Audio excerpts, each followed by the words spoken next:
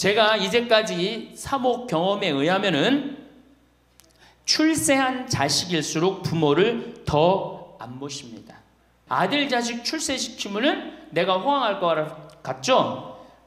아들 자식 잘 키우면 잘 키울수록 여우 같은 년이 나타나서 낚아채 간다는 거예요. 예, 아들 자식을 잘 키우면 잘 키울수록 여우 같은 년이 나타나서 낚아채 간다는 거예요. 근데 가만히 생각해보니까 그 말이 맞는 것 같아요. 왜? 아니 의사하고 판검사면은 이쁘고 귀하게 자란 집 딸이 낚아채 갈 거 아니야. 그래서 딸을 둘 놓으면 금메달, 아들 하나 딸 하나 놓으면 은메달, 아들만 둘 놓으면 목메달이에요. 그래서 아들만 둘 놓으면 목메달이에요. 이렇게 누워있는 할머니, 그야말로 누워서 이렇게 죽 5년 10년 받아먹는 할머니, 이렇게 며느리가 손을 잡고 뭐라고 그러는지 아세요? 엄마 왜 이렇게 안 죽어? 엄마가 빨리 죽어야지. 엄마도 덜 고생하고 나도 덜 고생하지. 그 보는 앞에서 죽으랜다니까요. 손잡고. 정확하지는 않지만 3년 또는 4년 전으로 기억합니다. 연세가 80대이신 할머니께서 상담을 요청해 오셨는데요. 잠시 망설이시더니 말문을 열었습니다. 남편은 돌아가셨고 혼자 사는데 재산은 평생 살아온 집 한 채가 다였다고 했습니다. 그런데 경제력도 없어지고 해서 정부로부터 보조금을 타기 위해서는 내 재산이 있으면 안 된다는 주위의 말을 듣고 큰아들에게 나중에 필요할 때 돌려달라는 당부와 함께 집 명의를 큰아들에게 넘겨주었습니다. 당시 아파트에 살았던 아들은 애들은 뛰어놀아야 한다고 말하며 어머니가 사시던 집보다 좀 더 큰 집이 필요하다고 하면서 할머니께서 사시던 집을 매각하고 좀 더 큰 집으로 이사를 갔습니다. 이러던 중 몇 년 전부터 몸이 아프고 불편해지면서 치료와 요양 등으로 돈이 더 필요해졌지만 돈을 마련할 방법이 없었습니다. 그래서 할머니 집값의 일부를 아들로부터 받아서 생활에 보태야겠다는 생각에 아들과 상의를 했습니다. 그러나 돌아온 말은 청천벽력이었습니다. 아들 답변은 돌려줄 돈이 없다는 것이었습니다. 게다가 며느리는 한술 더 떴다고 합니다. 소송하려면 하세요. 우리는 드릴 의무가 없습니다. 라고 했지요. 창피해서 누구에게 말할 수도 없는 그런 답변을 받은 할머니는 그 분을 참지 못하시고 제 앞에서 눈물만 흘렸습니다. 이게 남의 얘기일까요? 아들이 잘못된 걸까요? 아니면 며느리가 나쁜 걸까요?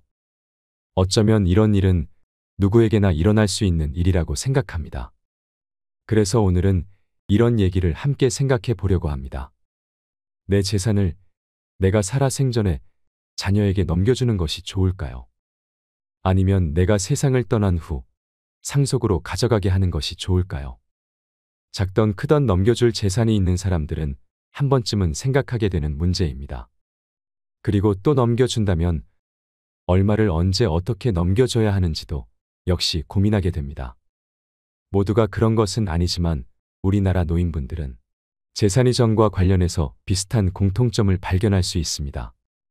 그것은 나이가 50쯤 접어들면 자신의 재산을 자녀들에게 넘겨줄 것을 생각한다는 것입니다. 물론 그렇지 않은 분들도 있고 보다 일찍 생각하시는 분들도 있습니다. 제가 말씀드리는 것은 평균적으로 50대에 접어들면 자녀에게 재산을 이전하는 문제를 생각하더라는 것입니다. 어떤 측면에선 당연한 것이라고 생각할 수도 있긴 한데요. 아마도 예전 같지 않은 건강 상태라든지 자녀의 성장, 그리고 어느 정도 자신들의 생활이 안정되어 있는 시기이기도 한 이유도 있을 것이라는 생각이 듭니다. 미리 준비하는 것이 잘못되었다고 할 수는 없습니다. 다만 여러 사람들이 겪은 경험을 여러분과 공유해서 여러분의 판단과 계획에 도움을 드리고자 하는 것입니다. 오늘의 주제는 내 재산을 언제 자녀에게 넘겨주는 것이 좋은가입니다. 먼저 재산을 자녀들에게 일찍이 전해줬을 때 좋은 점에 대해서 생각해 보겠습니다.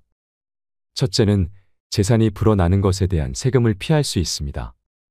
그러니까 재산이 불어난다는 전제하에서 생각해 보면 내가 지금 증여를 해주면 이전에 주려는 재산의 가치가 좀 더 낮은 금액일 때 증여를 해주기 때문에 증여세 면세점 내에 증여가 가능해질 수도 있습니다. 그러나 재산이 많이 불어나게 된다면 아무래도 증여 면세점을 넘어서게 될 가능성이 높아집니다.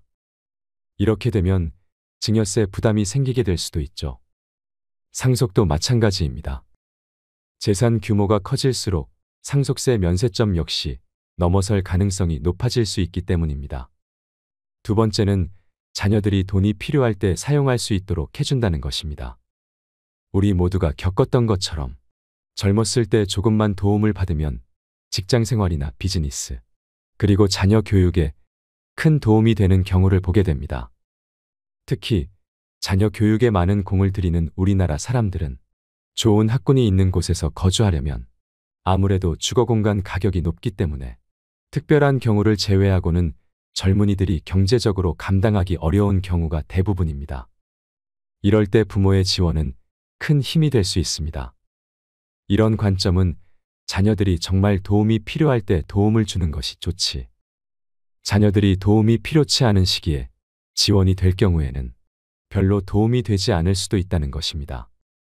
이런 장점이 있음에도 불구하고 자녀들에게 재산을 일찍 이전하는 것에 대한 다른 관점을 7가지로 정리해서 생각해 보겠습니다. 첫째는 자녀에게 재산을 일찍 이전하게 되면 자녀들의 재정 관리 능력에 대한 염려가 발생할 수 있습니다. 일반적으로 나이가 젊으면 젊을수록 상대적으로 경험 부족과 판단 미숙으로 재정관리 실수가 발생할 수 있다는 염려인 것입니다. 자녀들마다 능력이 천차만별이기 때문에 획일적으로 얘기하기는 어렵지만 자녀에게 일찍 증여하기 이전에 자녀의 재정관리 능력을 검증해보는 과정이 필요합니다. 그래서 꼭 자녀에게 재산을 일찍 증여하길 원하신다면 작은 데서부터의 이전을 시도하고 재산을 관리하는 모습을 보면서 전체적인 계획을 세워나가는 것이 바람직하다는 것입니다. 둘째는 자녀들에게 재산을 이전하기 전에 자신의 미래에 대한 사려 깊은 준비가 필요하다는 것입니다. 그러니까 각 개인의 인생의 목적과 살아있는 동안 재정적인 필요를 충분히 만족할 만한 준비가 되어 있는지, 혹시 몸이 불편했을 때를 대비해서 의료비 지출과 관련한 노후 대비는 되어 있는지를 봐야 할 것입니다. 이런 것이 정리된 후에 재산 이전에 대한 계획을 생각해야 할 것입니다. 이런 과정에서 세금을 최대한 줄이고 재산 증식으로 인해서 쌓여진 이익에 대한 세금 처리 역시 고민해 봐야 한다고 생각됩니다. 셋째는 나의 경제적 능력이 없어졌을 때 누가 나에게 경제 조언을 할 것인가를 생각해 봐야 합니다. 내가 경제적 능력이 있을 때는 내가 경제적으로 필요한 것은 내가 번 돈으로 또는 내가 평생 모아온 돈으로 그 필요를 충족할 수 있지만 나에게 경제력이 없어지게 되면 그때는 정말 나에게 필요한 것에 대해서 도움받을 곳이 없을 수도 있기 때문입니다. 네 번째는 내가 몸이 불편하면 누가 돌볼 것인가도 생각해 두어야 합니다. 시간이 흐르면 사람은 늙게 되어 있고 병도 생길 수 있습니다. 단순히 약을 복용하거나 간단한 치료나 수술로 해결될 수 있는 병의 경우에는 큰 어려움이 없을 수도 있지만 거동이 불편해지거나 누구의 도움이 반드시 필요한 상황이 올 경우에는 치명적일 수 있다는 것입니다. 우리도 부모님을 모셔보았고 그리고 경험해 보았지만 가족 중 누군가가 거동이 불편하고 항상 누군가로부터 간호를 받아야 하는 상황일 때는 아무리 자식이라 해도 매일 매 시간마다 도움을 드리는 것은 매우 어렵습니다. 아니, 불가능하다고 보는 것이 더 합당할 것입니다. 왜냐하면 자녀들도 일을 해야 하고 돌봐야 할 가정이 있고 그들의 어린 자녀들이 있습니다. 자녀가 불효자여서가 아니라 현실적으로 할 수 없는 경우가 많습니다. 이때 정말 필요한 것은 결국 돈입니다. 돈이 있으면 그 돈으로 나를 돌봐줄 수 있는 사람을 고용할 수도 있고 치료받으면서 생을 마감할 때까지 자녀들에게 피해를 주지 않으면서 편안히 생활을 할 수 있을 것입니다. 그런데 자녀에게 일찌감치 재산을 줬다면 내가 어렵게 되었다고 다시 달라고 할 수 있을까요? 그래서 내가 몸을 가눌 수 없게 되었을 때 생활에 필요한 부분을 반드시 남겨두어야 합니다. 다행히 생을 마감할 때까지 그 돈을 사용하지 않아도 되었다면 그 몫은 그대로 자녀에게 넘어가도록 해두면 되는 것입니다. 내 스스로 이런 상황을 극복할 수 있는 재정적 준비가 되어 있다면 이는 나 자신은 물론 자녀들에게도 큰 도움이 되는 것이라고 생각됩니다. 5번째는 자녀는 품 안의 자녀일 때 자녀일 수 있다는 것입니다. 자녀를 못 믿고 자녀와 사이가 좋지 않은 가족도 있긴 합니다만 대부분의 사람들은 내 아이들을 믿고 살아갑니다. 그렇기 때문에 내가 가지고 있는 재산을 내가 쓰는 것보다는 어떻게든 아껴서 자녀들에게 넘겨주려고 하시는 분들이 많습니다. 맞습니다. 내가 평생 아껴서 모은 재산, 내가 눈에 넣어도 아프지 않을 아들, 딸들에게 넘겨주는 것을 누가 뭐라 하겠습니까? 내가 쓰는 것보다 아들, 딸들에게 주는 것이 행복한데 말입니다. 그런데 그렇게 사랑했던 아들이 또는 딸이 결혼을 하게 되면 내 며느리와 사위는 내 자녀와 다를 수 있다는 것입니다. 오늘 시작하면서 말씀드렸던 사례가 대표적인 한 예가 되겠습니다. 물론 그렇지 않은 경우도 많습니다. 며느리와 사이가 친딸과 아들 못지않게 행복하게 지내는 가족도 많습니다. 하지만 우리는 모든 것을 최상에다가 초점을 맞춰서 살아갈 수는 없기 때문에 이런 고민을 하는 거라고 생각이 됩니다. 6번째는 자녀 중 불행하게 된 자녀가 생긴다면 대책이 없을 수도 있습니다. 인생을 살면서 우리가 전혀 예측도 못했던, 상상도 못했던 일들이 벌어지고 일어나는 것을 경험합니다. 예전에 한 의대생의 의문의 죽음에 대한 주제의 뉴스가 있었습니다. 우린 이런 유사한 사건을 많이 접하게 되고 또 가족 중에서도 이런 경험을 한 사례가 있을 수 있습니다. 자녀에게 모든 재산을 일찌감치 전했는데 부득이한 사고가 발생한다면, 그리고 자녀가 여럿일 경우에 어느 한 자녀가 사고로 인해서 나머지 인생의 돌봄이 필요하다면 내가 가지고 있는 재산으로 그 자녀의 치료와 돌봄에 사용하면 되는데, 모든 재산이 이전되었을 경우 그 재산을 다시 분배하는 일은 아주 불편한 상황이 될 것이라는 사실을 역시 간과해서는 안 되겠습니다. 7번째는 선물을 줄 때는 명확한 설명이 필요합니다. 요즘 젊은 부모들은 많이 변했지만 우리 부모들 세대만 해도 생색내며 자녀에게 도움을 주는 것보다는 말없이 자녀들이 이해하겠지 또는 조용히 지원하는 것을 미덕으로 생각하는 경향이 많이 있습니다.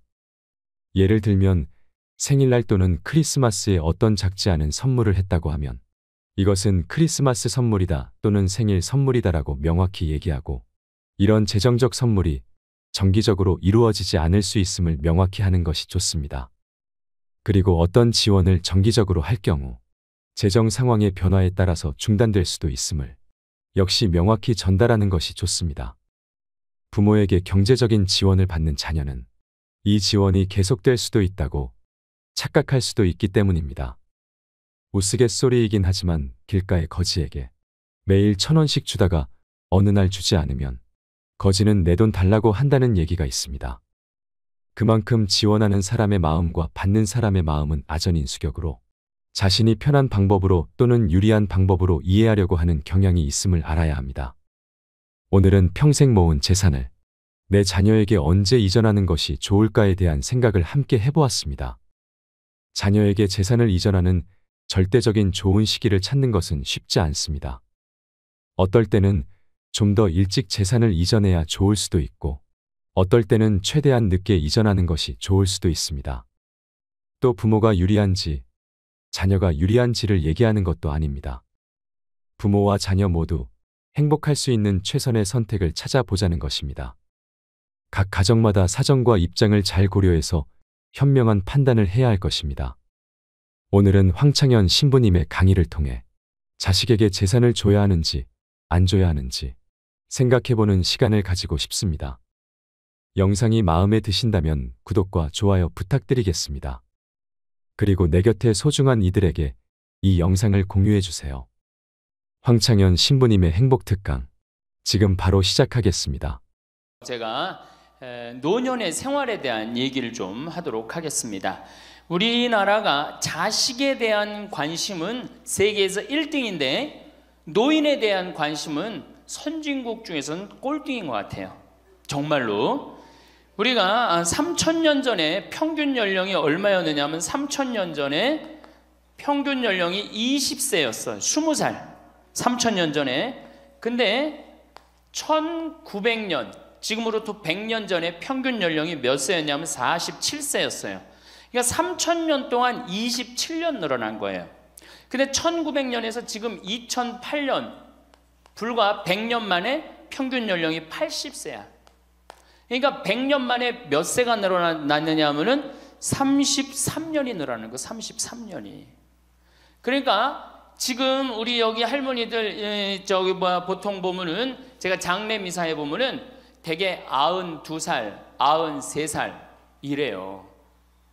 우리 여기 주방장 어머니도 얼마 전에 돌아가셨는데 96세 돌아왔어. 96세. 그러니까 요즘 70쯤 이렇게 돌아가면은 뭐라 그러냐면 아유 빨리 죽었네 그래요. 70쯤 죽으면. 그렇죠? 70쯤 죽으면 빨리 죽었네 그래요. 그러니까 여기 대부분의 분들이 여기 계신 분들 보면은 이 정말로 재수 없으면 100살까지 다 살 거예요. 여기 있는 분들은 100살까지. 예. 까메서 한번 호구조사를 한번 해봐야 되겠다. 나 지금 70 넘었다. 손 들어봐요. 70 넘었다. 70은 나이도 아니네 보니까. 80 넘었다 하면 손 들어. 80. 우리 할머니 80 넘었어요? 몇 살이세요? 81? 이 할머니 여기까지 온 근력 보니까 105살까지 살게 생겼네. 예.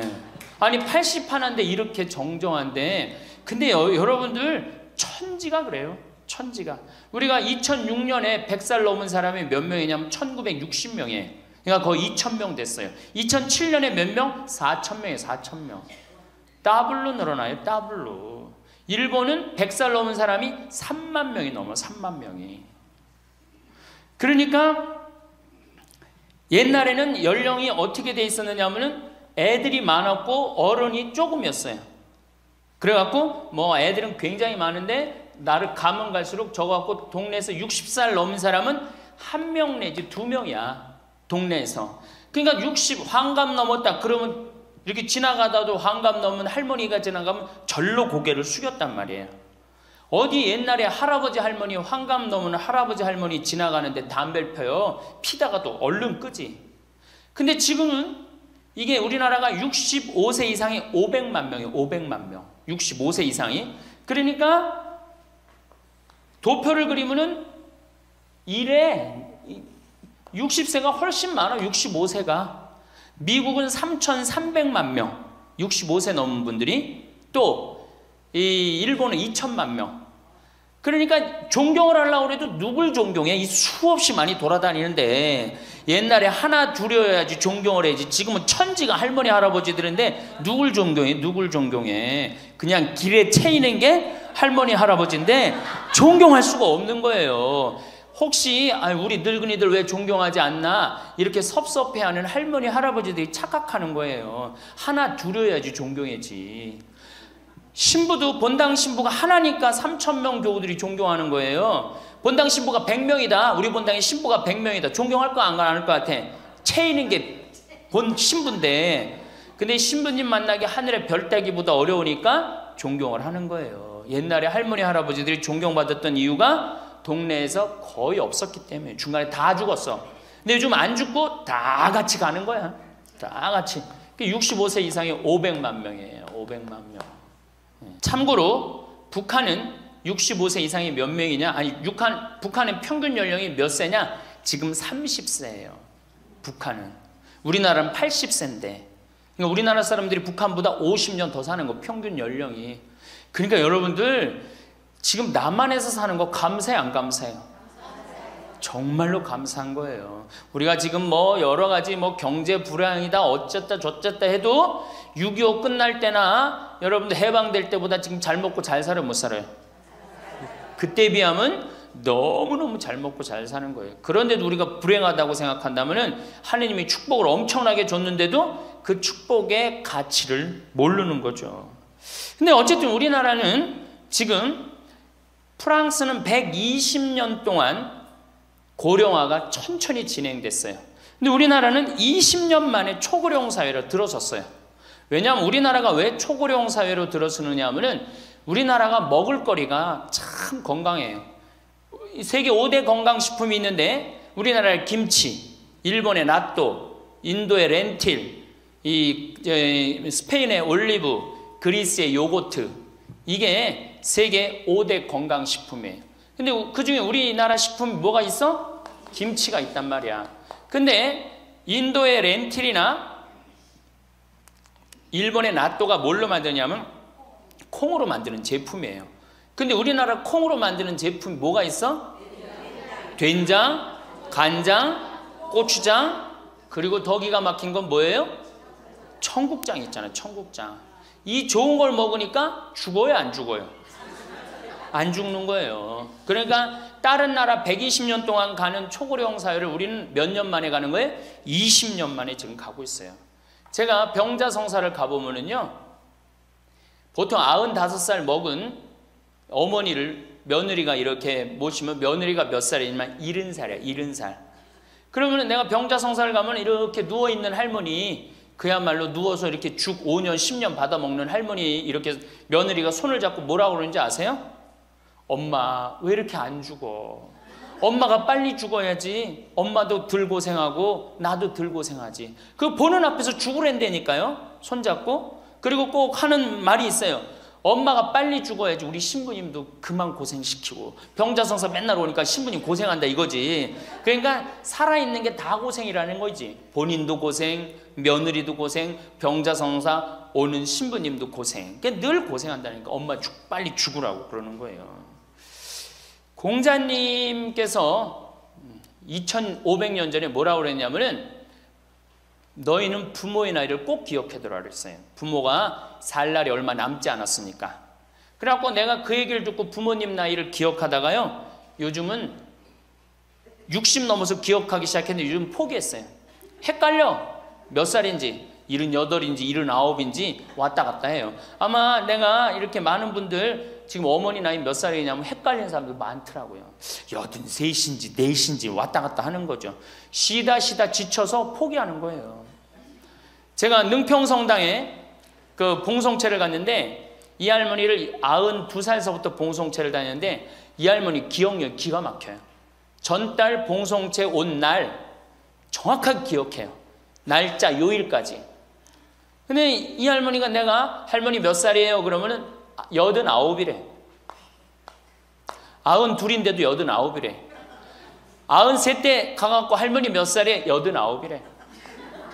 95까지 제가 봉송체를 갔거든요. 그때도 물어보면 89이래.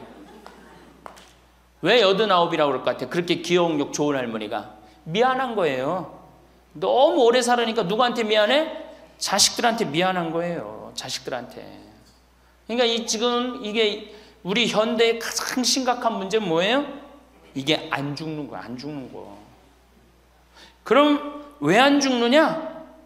이게 의학이 발달해 갖고요. 죽을 만하면 살려갖고 오고, 죽을 만하면 살려갖고 오고. 그래서 죽고 싶어도 죽지도 못해요 지금. 1920년에 페니실린이 개발이 됩니다. 세계대전이 끝나고 난 다음에 페니실린이 보편화돼요. 페니실린 나오기 전에는 조금만 상처만 나도 죽었어요. 아물지 않으면. 안에 골마도 다 죽었어요. 근데 페니실린 나오고 난 다음부터 어떻게? 상처 나도 안에 골마도 페니실린 한 방만 넣으면 다 낫는 거예요. 전염병이고 뭐고. 그러니까 이제 안 죽기 시작한 거예요. 또 MIT 공대 아이들이 20세기의 최고의 발명품을 뭘로 아느냐면 칫솔로 봐요. 칫솔. 20세기 최고의 발명품. 그러니까 칫솔 나오기 전에 옛날에 여기 할머니들, 동네 할머니들, 50된 할머니들 이빨이 몇 개나 남아 있었어요. 여기 하나, 그러고 뻥 뚫렸잖아요. 그렇죠? 그래갖고 그냥 옛날에 합죽이 굉장히 많았죠. 이빨이 없으니까. 그리고 왜 옛날에는 이빨이, 칫솔도 없었지만 왜 이빨이 이렇게 성하지 않았어요? 애를 7, 8, 10 놓으니 그거 애 놓으면서 힘쓰느냐고 잇몸 다 물러나고 이빨 빠지는 거예요. 근데 요즘 애도 안 놓지. 칫솔로 하지. 그러니까 이빨이 하나 둘이면은 50쯤 되면 이빨이 다 빠져요. 이빨이 하나 둘이면 어떻게 해요? 하나 둘이면 죽밖에 못 먹어요. 50살 넘어서 죽 먹기 시작하면은 아무리 죽 먹고 오래 살아도 10년 이상 못 버팁니다. 그 옛날에 환갑을 못 넘겼던 거예요. 근데 요즘 칫솔이 있어갖고 이빨이 온전한 할머니들 천지예요. 또 요즘은 의술이 발달해갖고 어떻게? 치과에 가갖고 틀니 다 해놓지. 또 이 해놓지. 요즘 또 임플란트까지 하지. 그러니까 이빨이 그냥 80이 돼도 다 튼튼한 거야. 이빨이 튼튼하니까 일주일에 한 번씩 고기를 꼭꼭 씹어 먹는 거예요. 죽 먹던 시대하고 고기 먹는 시대하고는 이건 틀리는 거예요. 매일 단백질을 공급해 주니까 죽어요, 안 죽어요? 안 죽는 거예요. 그래서 지금 어떻게? 굉장히 오래 사시는 거예요. 그리고 요즘 또 어떻게? 옛날에는 운동이 어딨어. 옛날에는 밭에 나가서 일하고 그냥 늘 힘들게 살았잖아요. 그러니까 옛날에는 맨날 나가서 고생하고 이빨 없지. 그러니까 어떻게? 그러니까 빨리 죽는 거예요. 근데 요즘은 건강식품 먹지, 운동하지, 헬스하지, 수영하지. 이게요, 이래서 얼마나 오래 사는지 몰라. 저 뒤에 계신 분들, 지금 40대, 50대 되신 분들 손 들어보세요. 40대, 50대 되신 분들, 여러분들은 120살까지 살아. 120. 정말이에요. 여러분들은 120살까지 삽니다. 그러면 여러분들 지금 몇 년 남은 거야? 70년 남은 분들 많아요, 지금. 지금 자식이 문제가 아니라 누가 문제예요? 여러분들이 문제예요, 지금. 자식 걱정할 때가 아니에요, 지금. 70년이면 작은 시간이에요? 70년이면 엄청나게 긴 시간이에요. 이 70년 동안 뭐하고 살 거냐? 이거 진짜 고민해야 돼요. 이렇게 오래 살 줄 모르고 노년에 대한 준비 안 하신 분들이, 이 노년에 대한 준비를 하신 분들은 과연 몇이나 되고, 노년을 준비 안 하신 분들은 얼마나 될까? 내가 보기엔 노년 제대로 준비한 사람들 10%도 안 돼요. 우리는 노년을 어떻게 준비하면 된다고 생각했어? 자식 하나 잘 키우면은 노년 준비 잘한다고 생각하고 있는 거예요. 근데 우리나라가 이 자식 교육의 맹목적이죠. 맹목적입니다. 이 세계에서 자식한테 이렇게 맹목적인 나라 없어요, 세계에서. 그러면은 우리 할머니들, 할아버지들이 왜 자식 교육을 맹목적으로 시켰느냐? 1900년도에 조선이 무너져 버려요. 그렇죠? 1900년도에 조선이 무너져 버려요. 그럼 조선 무너지기 전에 500년 동안 양반 상놈이 있었어. 그러니까 양반하고 상놈이 있었는데, 여기 계신 분들 뭐 다 지금 족보 있다고 그러죠? 나도 사실은 우리 집 족보 있다고 그러지만은 이게 얼마나 믿어야 될지 몰라. 왜냐하면은 조선시대 양반이 10%밖에 안 됐어요. 100명 중에 10명만 양반이었어요. 충청도가 10%, 경상도는 4%밖에 안 됐어요. 그러면 90%는 다 뭐야? 상민이야, 상민. 노예든 노비든 뭐 백정이든 전부 다 서름 받고 살았어요. 옛날에 노비가 얼마나 서름을 받고 살았느냐 하면은, 말을 타고 지나가다가도 양반 집을 지나가면은 양반 이 담이 시작되는 곳에서 말에서 내려야 돼요. 말 타고 양반 못 지나가요. 그러면은 말 타고 말을 끌고 가다가 양반 담이 끝나는 데서 다시 타고 갔어요. 만약에 그냥 말 타고 지나가다가 걸리면은 멍석마리로 맞았어요. 그러니까 그냥 수백 년 동안 서러웠던 게 1900년대 순식간에 무너져 버렸어. 양반, 상놈, 계급이 무너져 버렸단 말이야. 이제 뭐만 하면 출세할 수 있어? 공부만 하면 출세할 수 있었던 거예요. 공부만. 그러니까 그냥 공부만 하면 판검사 되면 모든 게 이제 내 원한, 그동안 수백 년 동안 쌓였던 원한 한을 다 풀 수 있다. 그래갖고 이제 나는 못 먹어도 논 팔고 소 팔고 정말 나 먹고 싶은 거 쓰고 싶은 거 못하는 한 있어도 누구는 교육시켜? 자식은 교육시키겠다, 이거. 자식은. 그러니까 그냥 있는 돈 없는 돈 팔아서 마련해 갖고 여러분들 어떻게 했어요? 자식 공부를 시킨 게 바로 여러분들 세대예요. 여러분들이 정말로 내가 이렇게 오래 살 줄 모르고 자식 하나 출세시켜 갖고 그동안 수백 년 동안 서름을 다 날려버리겠다. 그래 갖고 우리나라가 교육률이 세계에서 최고로 높았던 거예요. 근데 지금 젊은 사람들은 왜 그러는지도 모르고 지금은 무조건 그 전통을 이어받아 갖고 자식한테 미쳐서 교육을 시키는 거고, 지금 젊은 사람 30대 40대는 할머니 할아버지들 세대는 그 서름을 날려버리고 싶어서 자식을 교육을 시켰던 거예요. 그렇게 이렇게 있는 돈 없는 돈 다 들여갖고 자식을 출세를 시켰어. 출세를 시키면 호강할 줄 알았는데 자식이 출세하면은 호강합니까 안 합니까? 제가 이제까지 사목 경험에 의하면은 출세한 자식일수록 부모를 더 안 모십니다. 출세한 자식일수록. 부모가 서울대학 뭐 연고대 정말 대학 졸업시켜갖고 내가 출세를 했어요. 그래갖고 집에 비데가 있어. 비데. 화장실에 가면 물 나오는 거 있죠? 비데도 있고 이태리 대리석도 있고. 집은 삐까번쩍하게 기가 막히게 했는데 늙은 우리 무식한 엄마는, 무식한 아버지는 그 집에 어울려요, 안 어울려요?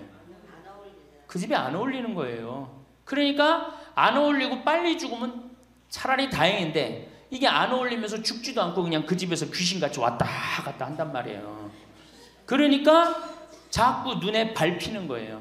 내가 평택에 있을 때 비닐하우스에서 사는 집이에요. 아 근데 이 집에 할머니 한 분이 사는데 파출부가 와서 밥을 해주는 거예요. 파출부가 밥 해주고 빨래 해주고 할머니 뒷바라지를 다 해주는 거예요. 그리고 집에 갈 때는 바깥에서 문을 잠고 가는 거예요. 신기한 거예요. 어떻게 저런 일이 벌어지느냐. 또 봉송체도 성당 다녀고 봉송체도 하고. 알고 봤더니 아들이 서울에서 100억대 재산가야. 집은 정말 으리으리한 집이야. 근데 그 무식한 할머니가 그 집에 어울려요, 안 어울려요?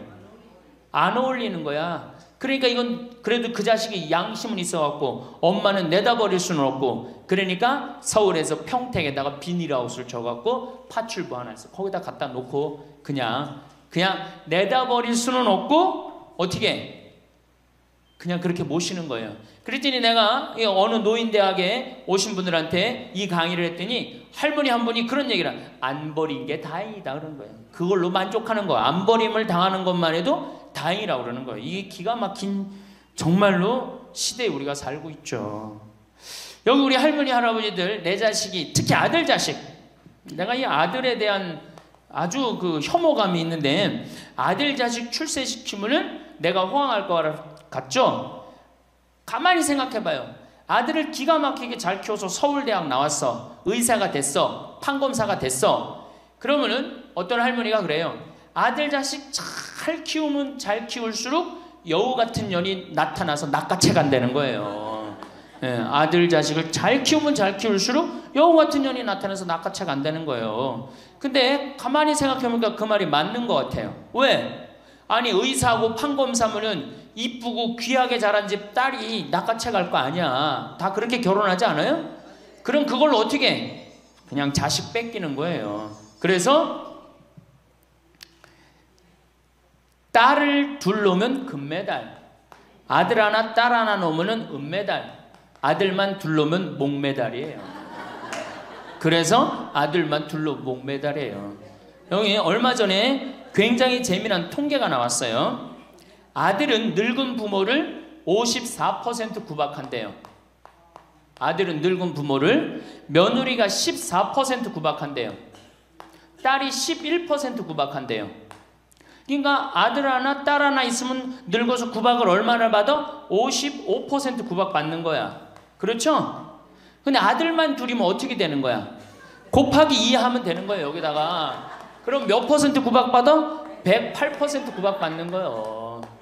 그러니까 아들 있다고 좋아하는 시대는 끝났다. 아들 있다고 좋아하는 시대는.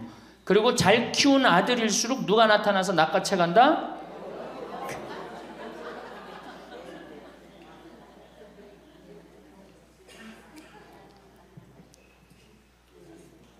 물론 아들이라고 다 불효자는 아니에요.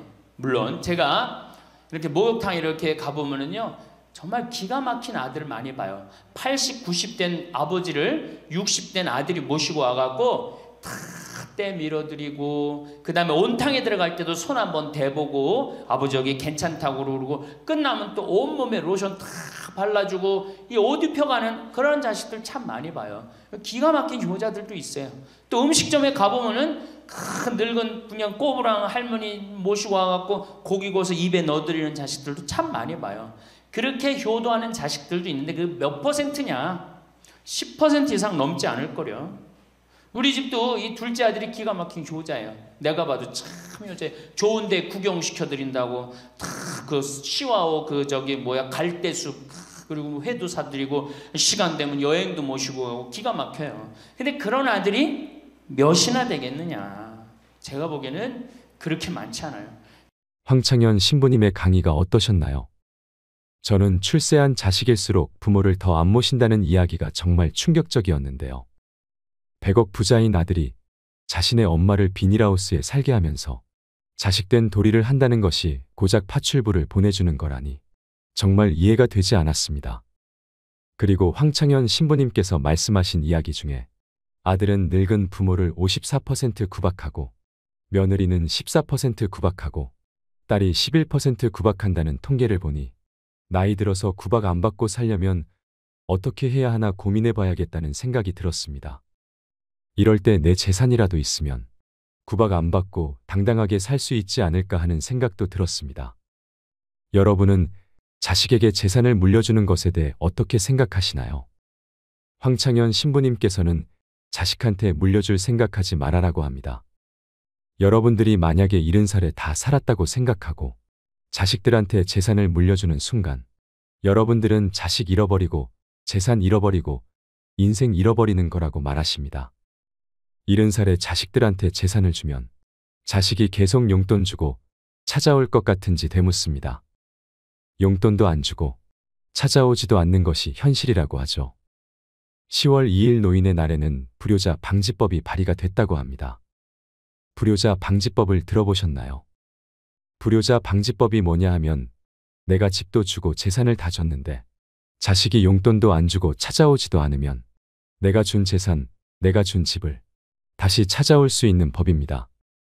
용돈도 안 주고 나를 책임지지도 않으니까 원래 내 재산이니까 내가 다시 갖고 올게 하는 것입니다. 그런데 70살이 넘어서 내가 자식에게 준 재산 찾아오겠다고 법원에 소송 걸 수 있는 할머니들은 별로 없습니다. 그냥 참고 사는 것입니다. 속은 새까맣게 타들어가는데 참고 사는 것입니다. 내가 자식을 어떻게 키워서 어떻게 성공시키고 어떻게 재산을 물려줬는데 나한테 이럴 수가 있느냐고 그렇게 땅을 치고 후회해도 소용없는 것입니다. 이 영상을 보시면서 어떤 깨달음을 얻으셨는지 댓글로 여러분의 소중한 의견을 공유해 주세요. 다양한 사람들과 허심탄회하게 이야기 나누면서 의미를 한 번 더 되새기신다면 가슴에 더욱 남을 것입니다. 이상으로 책틀맨이었습니다. 지혜를 쌓는 당신의 오늘이 아름답습니다. 더 좋은 영상으로 찾아뵙겠습니다.